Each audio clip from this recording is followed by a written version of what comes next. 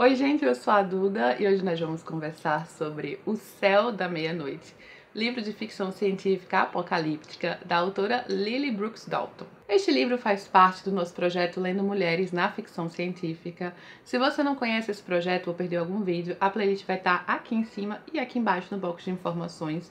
Você também pode dar uma olhada no vídeo apresentação para saber qual será a próxima leitura que eu vou contar ao final deste vídeo.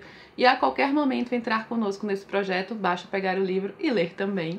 Vou deixar aqui no box de informações uma lista que eu fiz na Amazon com todos os livros do projeto em ordem, caso você queira dar uma olhada para adquirir algum desses livros. Se vocês sabem que comprando pelos meus links ajudam bastante o canal, então super obrigada.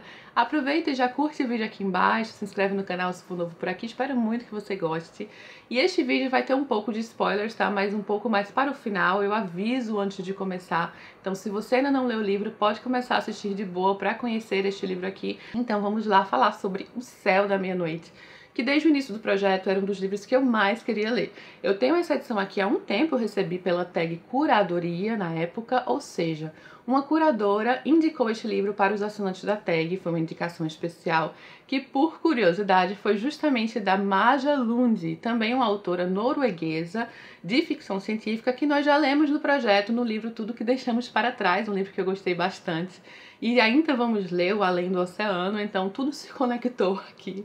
Achei bem interessante ver que foi justamente a Maja Lund que indicou O Céu da Meia-Noite, que também ficou famoso por ter ganhado uma adaptação da Netflix com o George Clooney e a Felicity Jones. Mas nesse vídeo vamos falar especificamente sobre o livro, tá? Não sobre a adaptação e as possíveis diferenças, porque eu sei que tem algumas diferenças e eu ainda não assisti completamente, mas vou dar uma olhada depois. Vou começar então pelo título O Céu da Meia-Noite, tão importante aqui nessa história, e tem algumas curiosidades por trás da escolha do título, né? Até porque o título deste livro em inglês é Good Morning Midnight, ou seja, Bom Dia Meia-Noite. Quando a autora estava escrevendo o livro, ela tinha colocado no manuscrito o título O Sol da Meia-Noite, Midnight Sun, que por sinal me lembra muito Crepúsculo, né? Foi uma boa troca para O Céu da Meia-Noite em algumas edições, por exemplo aqui no Brasil, e o título do filme da adaptação também é Midnight Sky, O Céu da Meia-Noite. Mas o sol aqui tem o seu papel na história, né? Porque estamos falando desse céu da meia-noite, o sol da meia-noite, na região do Ártico canadense, em que um dos personagens principais vai ficar, ainda vou explicar um pouquinho mais, então vai ter todo um simbolismo por trás desse momento do sol, do céu da meia-noite aqui na história. E sobre o título original, o Good Morning Midnight é o mesmo título de duas outras grandes obras que a autora também já tinha lido e ela sentiu uma certa conexão ao escrever sua história.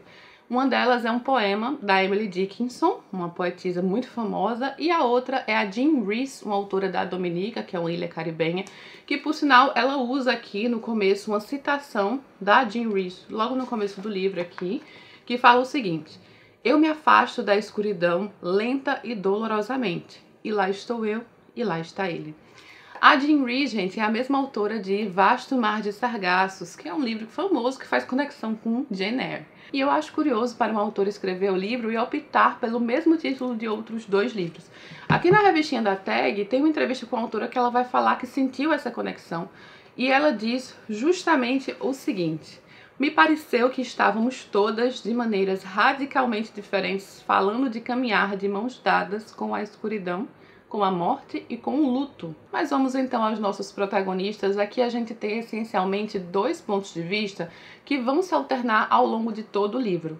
Um deles, que é o que começamos a história, é o Aldi, o Augustine, um cientista já idoso que está sozinho no Ártico, numa estação científica, né, num observatório. Ele foi a última pessoa ali porque em certo momento houve uma evacuação. Algo estava acontecendo com o planeta Terra e precisavam sair dali urgentemente. Então, era alguma coisa apocalíptica, né? Alguma coisa que estava colocando em risco a vida no planeta.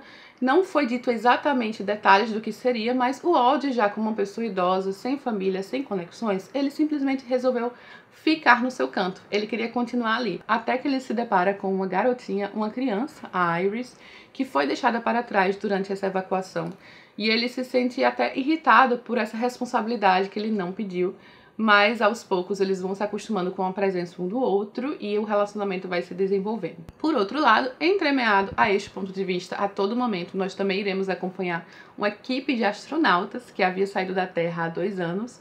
Eles foram visitar, seria uma expedição inédita, visitar Júpiter e voltar. Só que quando eles estão voltando para casa, todas as comunicações cessam, tudo fica muito silencioso e isso, claro, vai abatê-los cada vez mais. Como esse silêncio da Terra e as possibilidades do que poderia vir daí vai afetá-los, visto aqui acompanhado principalmente pelo ponto de vista da Sully, a Sullivan, que é uma astronauta responsável justamente pelas comunicações. É ela que vai tentar este contato com o planeta Terra para entender o que está acontecendo. Então, esses dois são os protagonistas da história, né? O Augustine e a Sully, a Sullivan. Mas quando a gente está na nave, a gente tem essa interação entre os astronautas presentes que tem sua importância na história. São basicamente 6 pessoas, 6 cientistas, 4 homens e 2 mulheres, a Sully, a Sullivan, uma delas. E esses pontos de vista são sempre alternados, como eles estão lidando com o que aconteceu com o planeta Terra, com esse possível apocalipse, com o não saber, né? Porque nenhum dos dois, por mais que o Walt esteja na Terra, ele também não sabe. Afinal de contas, nada foi dito e quando ele resolveu ficar para trás, ele não conseguiu mais informações através dos rádios, através das comunicações. Curiosa como eu sou, claro, eu ficava criando algumas ideias de que poderia ter acontecido, mas no final das contas é importante dizer que este não é o ponto aqui no Céu da Meia-Noite, e sim como os personagens que ficaram, digamos, os deixados para trás, vão lidar com a questão da solidão, do luto, dos arrependimentos, de olhar para trás para uma vida que não existe e nunca mais existirá. Então é um livro muito introspectivo, isso era o que eu esperava deste livro, gente. Reflexões sobre a natureza humana, sobre a vida, sobre o universo como um todo, né? A vastidão do universo, como somos apenas um pontinho nesse grande universo, mas ao mesmo tempo a gente carrega todo um universo em nossa cabeça, né? Aqui os seres humanos vão se deparar com essa insignificância perante um universo vasto e infinito, ao mesmo tempo como únicos seres racionais que temos conhecimento, há toda uma complexidade pelo fato de encararmos nossa própria extinção, encararmos o fim de absolutamente tudo o que conhecíamos. Então aqui vai haver toda uma reflexão introspectiva e uma complexidade de sentimentos que, por exemplo, aqui vou focar agora no Walt, que é um astronauta idoso que já estava ali no fim de sua vida, mas que sempre teve muitas ambições profissionais. Ele sempre quis deixar o seu nome registrado na história. Ele precisa encarar agora essa falta de sentido, essa falta de futuro, o fato dele ter trabalhado arduamente durante toda a sua vida, abriu mão de muitas coisas aqui, fez vários sacrifícios, mas ele sempre foi muito guiado por essa ambição, por essa vocação, que é também um tópico aqui no livro, a grande vocação que algumas pessoas têm, um chamado que algumas pessoas têm para certos estudos, para certas áreas. O Walt é um desses exemplos e a Sully, a Sullivan, é outro exemplo claro disso. É alguém também que teve uma família disfuncional, que não conseguiu lidar com toda essa questão, né, da vocação que ela tinha para ir para o espaço, passar alguns anos fora, e agora no fim de tudo eles vão precisar encarar tudo isso. Então, o Walt aqui vai pensar muito sobre os momentos-chave em seu passado, em que ele tomou alguns caminhos. Ao mesmo tempo, o que eu vejo aqui, gente, por mais que venha algum arrependimento com tudo isso, né, pensar como poderia ter sido o e se, eu acho que o livro passa uma sensação de que nada poderia ser diferente, sabe? Essas pessoas tomaram determinadas decisões de acordo com o que elas queriam no momento, o que era mais importante para elas, independente de família ou profissão. E eu acho que há uma inevitabilidade em tudo isso.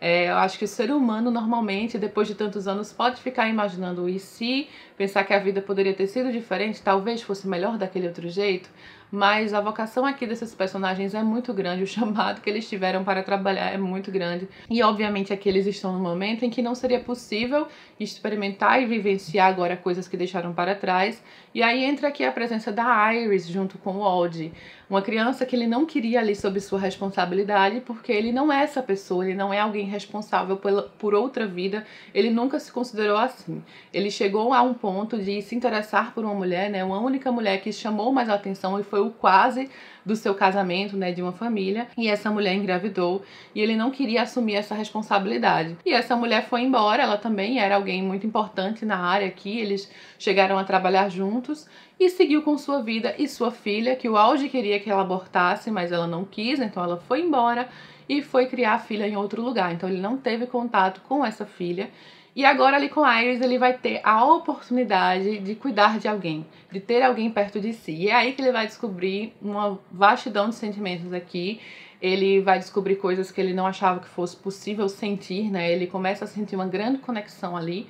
E aí tem alguns sentimentos muito bonitos aqui passados numa narrativa que eu achei maravilhosa. Então a autora consegue colocar sentimento aqui, vai quebrando aqui o gelo no coração do Aldi na história. Pela primeira vez na vida, pensar em algo que não ele mesmo, pensar além. E ter algumas experiências aqui que ele simplesmente se privou.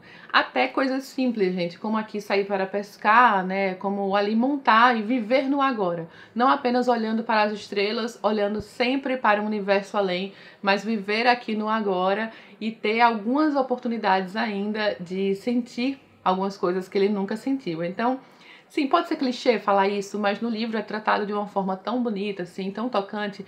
Inclusive, justamente, eu acho que quebra um pouco o clichê, porque, sim, é normal, é natural do ser humano a gente pensar muito sobre o passado, às vezes, especialmente numa fase mais velha, né, especialmente quando idoso, já perto da morte.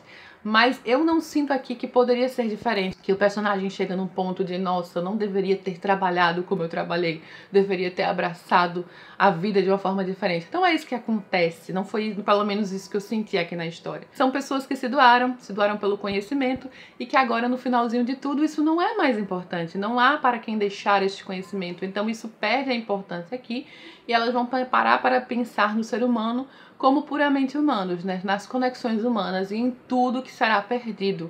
E há toda uma melancolia, nostalgia e tristeza que vem com tudo isso, e é isso que permeia aqui a história. Em contrapartida, vamos para a Sullivan aqui, que também tem uma família disfuncional, ela teve uma filha e nunca conseguiu ser presente para essa filha. E aí tem toda uma dinâmica aqui na nave, né? Dessas pessoas que começam a ficar cada vez mais abatidas quando deparadas com a possível extinção de todo um planeta que eles deixaram para trás e imaginavam que voltaria um dia. Sobre tentar continuar a lidar com tudo isso, né, o apoio que eles precisam receber um do outro, e as relações pessoais aqui nessa nave são interessantes. A Sullivan, assim como o Aldi lá na Terra, também começa a ter uma conexão um pouco maior com um desses astronautas, que é o comandante aqui da nave, o Harper.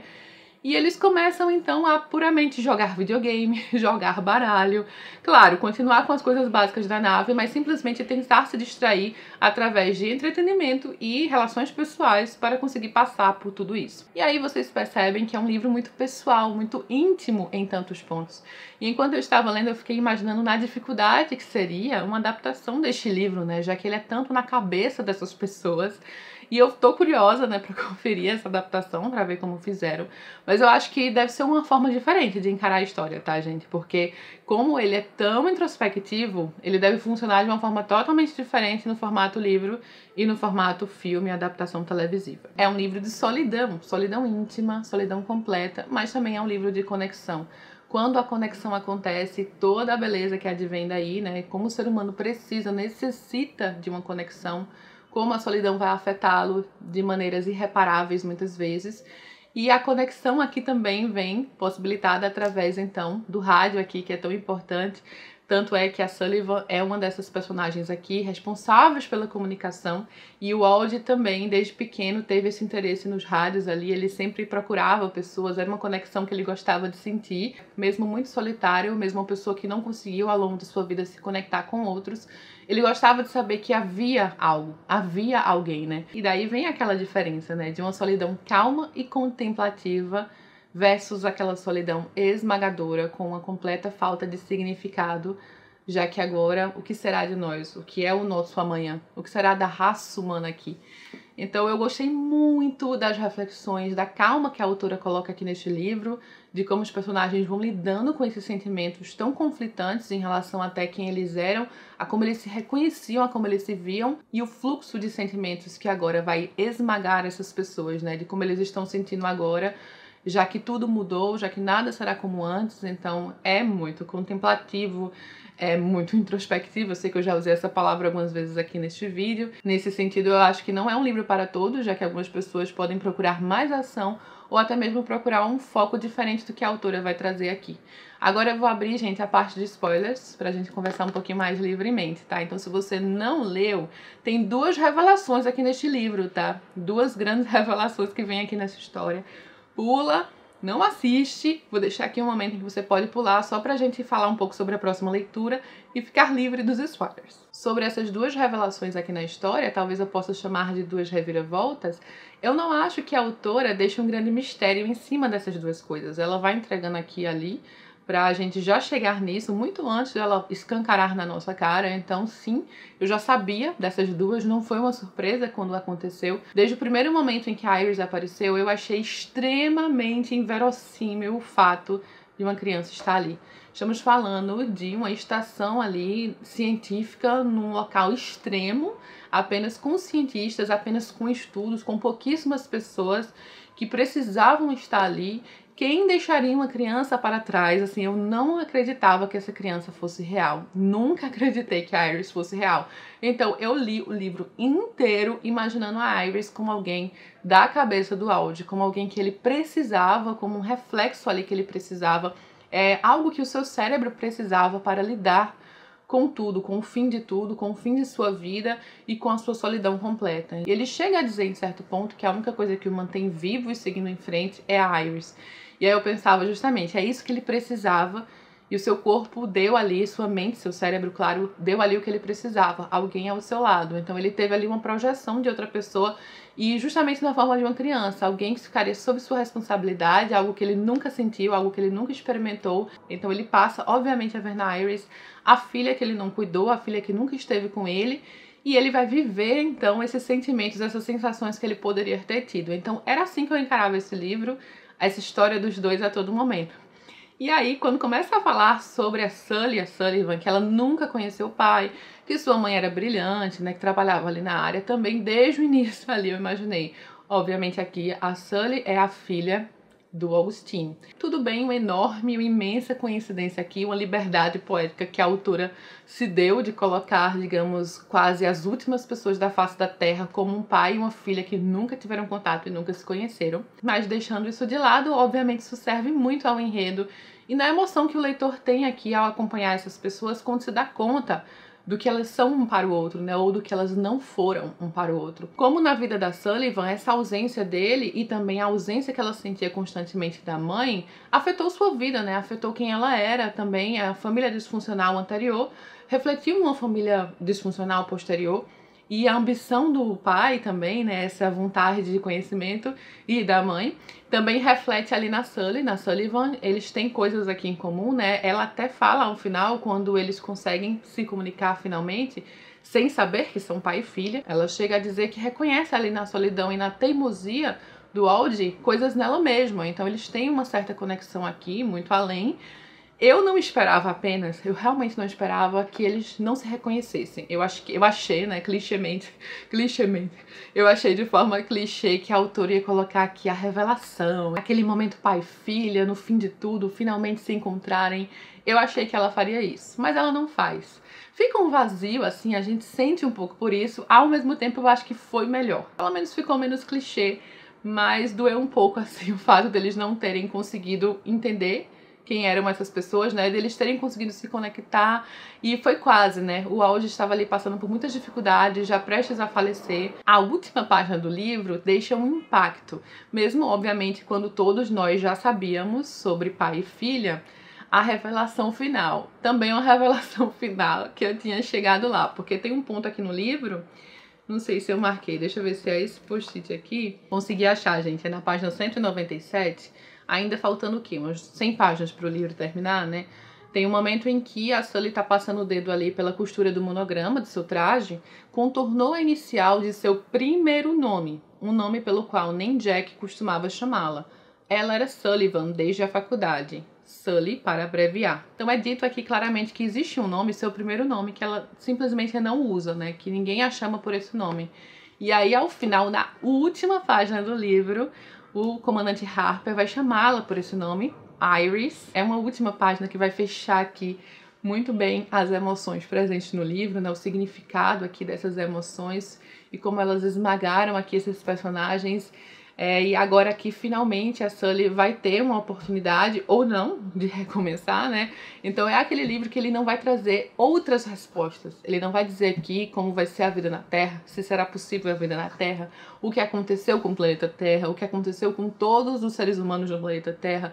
Não existe essas respostas. Então eu acho que muita gente pode se decepcionar um pouco nesse sentido, mas claramente foi uma escolha muito racional da autora em não trazer como foco essa questão das respostas e das certezas, e sim o contrário, né, das incertezas, do não saber, porque ele termina num grande não saber, né? Será que eles vão conseguir? Será que vai ser possível continuar ali uma vida na Terra? Dessas pessoas que conseguiram então chegar, né? Não todos os tripulantes, porque 2 ficaram, já que não tinha transporte para todo mundo, mas 3 vieram, entre eles o Harper e a Sully. Para mim, o final do livro foi perfeito. É aquele livro que não tem um final fechado, mas existe um porquê desse final não ser fechado. E no que a autora se propôs, ela vai fechar tudo maravilhosamente bem. Eu espero muito que vocês tenham gostado do vídeo para quem assistiu e do livro para quem leu. Vou adorar saber o que vocês acharam. Deixe seu comentário aqui embaixo, me conta se você já leu, se quer ler. Vamos trocar uma ideia sobre as nossas impressões. Se você concordou comigo, se não concordou, vou querer saber, pode ter certeza. Então deixe seu comentário aqui embaixo, tá?